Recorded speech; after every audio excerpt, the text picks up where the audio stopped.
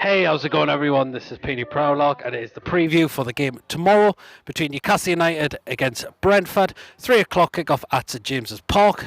So, us coming off the back of that 1-1 draw against Brighton before the international break, and Brentford coming off the back of a 2-1 home defeat against Norwich City before the international break as well. I'm joined by Adam Pearson. Well,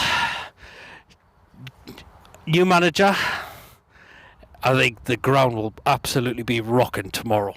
Oh, of course. Well, I mean, you've seen after what happened in that Tottenham game, the atmosphere for the match. I mean, people are dressing up in their Saudi costumes and all sorts. I mean, I expect the atmosphere to be the same tomorrow. A new manager, and I mean, it's a winnable match regardless who's in charge. I think even with Steve Bruce in charge, you'd fancy us to get a chance at this game. So, yeah, I think the fans will be up for it tomorrow. The players have got to give 100% though, because they ruined it last time against Tottenham, ruined the day.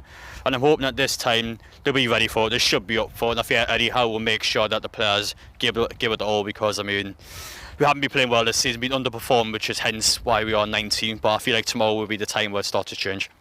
Yep, I mean, it's a massive game for us. Eddie Howe's been getting the players in pretty much every day of the week, even during the international break as well. So that is a good sign for sure, because under Steve Bruce, you were questioning how many days a week of training there was. There was certainly not 5 days a week, you can guarantee.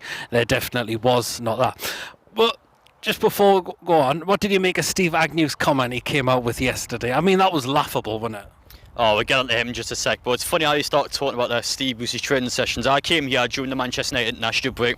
They trained twice in the first week, then Steve Bruce went on holiday to Portugal for 4 days, then he came back and he trained twice again 1 week. They were going at 9 o'clock and they leave about 12. I mean, and the likes of Agnew want to come out and say, oh, we give it all, we made sure the training sessions were consistent. No, he didn't. He did the bare minimum, which is why you leached off this football club, and that's why he got the sack. He's came in here and he wants to say that, oh, we give it everything. We got taught by the fitness instructors that we need to train this amount of time. Well, twice a week. I play for a college football team. We train more times than that. These are millionaires. These are Premier League footballers. These are athletes. And you want to come out and say, oh, twice a week, sorry, is enough training for this. It's a laughing. It's an absolute disgrace, man. You know, Steve Agnew, I mean, no wonder he got sacked. Him, Steve Bruce, a lot of them get out of this club. Leeches, they're gone. Absolutely. I mean, my words, you've heard it just there from Adam. Glad they are now out of this football club.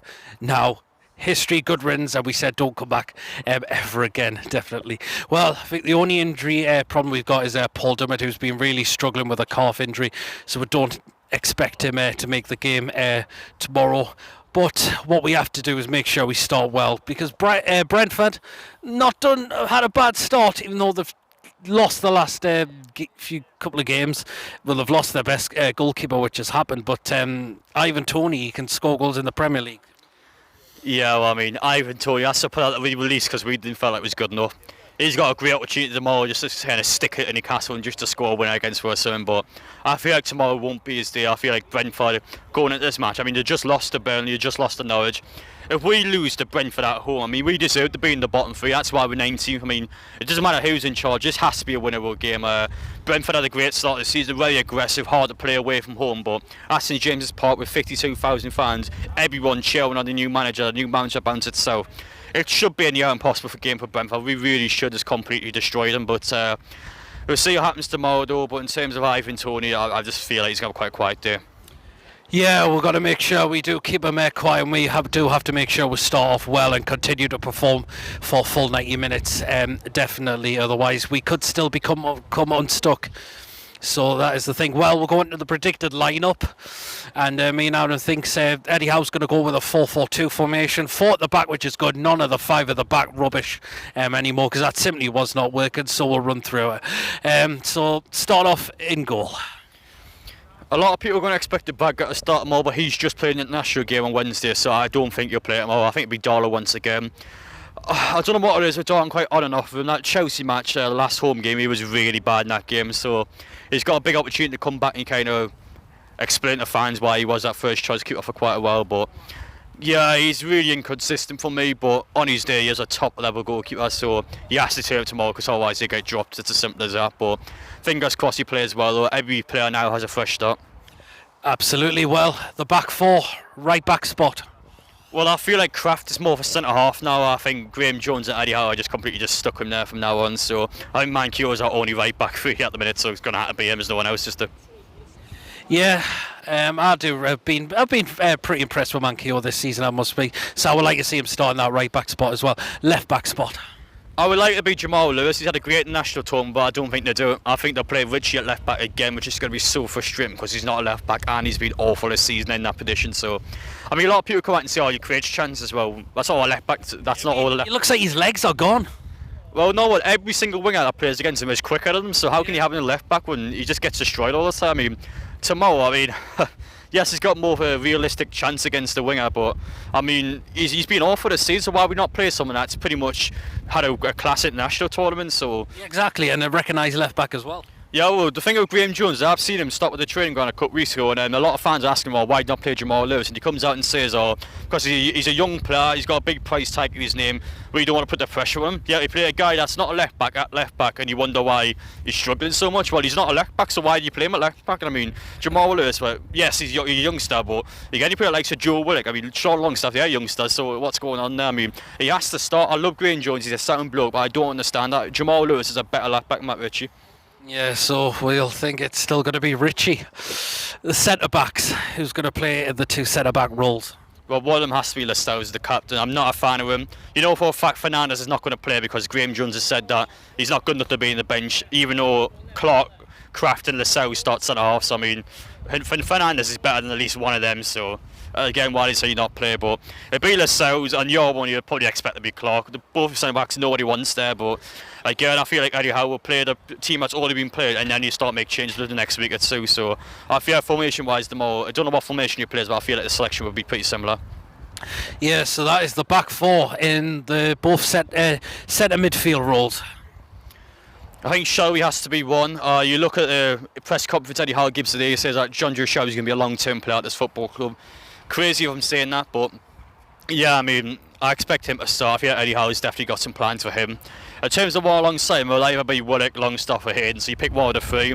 I would like to see Willock play. I think Willock as an actual number 10 or someone that just drives through with the pitch. I feel like under Eddie Howe's style of play, I think he will be a really good player, but I don't know. I did say Willock before, but I got a feeling he's going to play Hayden. I think Shelby Hayden is just that sort of classic Newcastle midfield, so I don't think it would change that much tomorrow. Okay, so it's Shelby and Hayden as the two centre midfielders. Right-hand side of midfield. It has to be Murphy, hadn't it? I mean, St Max was a left-hand side player, so yeah, we've got Murphy, who is a Hendricks, who plays the right-hand side. You've got Almo on. I mean, Murphy's only really good. I like Murphy as an actual right-sided player. I don't like him as a defender, but actually getting forward, I think he's got some end product on him. So for me, I'll play Murphy there personally, but the squad depth on the right-hand side is shocking. Yeah, I think Murphy wouldn't be a bad show on that right-hand side to see him attack more and get those crosses out whipped in on the left-hand side. Has to be St Max for me. He's no one else. For me, he's not a number 10. He's a winger, and on the left-hand side, he's just going to absolutely terrorise that right back. Yep. And now the two up front. Has to be Callum Wilson. I mean, goal-scoring threat, clinical player. He has to go on 100%. I like Wilson as a whole, but the only problem with him being he gets no support from his teammates. So he seemed the likes of Brighton a couple of weeks ago. I mean, he did nothing because the teammates don't support him. What's he going to do? But alongside him, I think he played Joe Linton. I think Eddie Howe came on the press conference again and said today that he's going to be a long-term player. I'm excited to see what he can do with him. Joe Linton himself has been doing one-on-one training sessions outside of obviously training with Newcastle United, so he's clearly wanting to get back in that starting 11. I feel like Eddie Howe will give him that chance tomorrow, and it's up to him whether he wants to do something with it or not. But again, though, fresh stuff all these players, and Joe Linton is one that definitely has to live up to his price tag. Yep, so that we think it could be the predicted lineup. Very interested. 4-4-2 formation. But we just hope Eddie Howe is definitely going to go with the back four tomorrow. Now, score prediction. Are we feeling confident? Yes. The score prediction I gave was Newcastle 4, Brentford 0. I honestly think we're going to tell them a new one tomorrow. Admittedly, I put us on to win every single game of the season. I haven't won a single one yet, so I might be slightly deluded in saying that. But I'm always an optimistic man. Brentford tomorrow should be a comfortable win, and yeah, I think we will slap the city. So Adam's feeling very optimistic there. He's going for a 4-0 win. I'm going to see Newcastle are going to win by 3-1 tomorrow. It's very possible if we turn up and perform for the full 90 minutes. I think the new gaffer will definitely have these players tomorrow, and St James's Park will absolutely be buzzing, and we'll be getting behind the lads and the manager as well.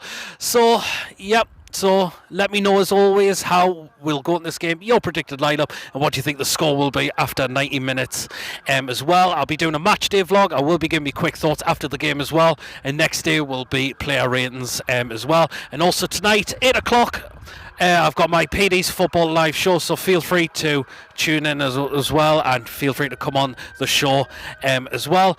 Please make sure you do check out Adam's channel. It is Adam Pearson. I will drop a link down in the description. So do keep an eye. So do feel free to check his channel out and drop him a subscription if you haven't already done so. Thank you for watching. Don't forget to give this video a like. Please drop your comments in as always.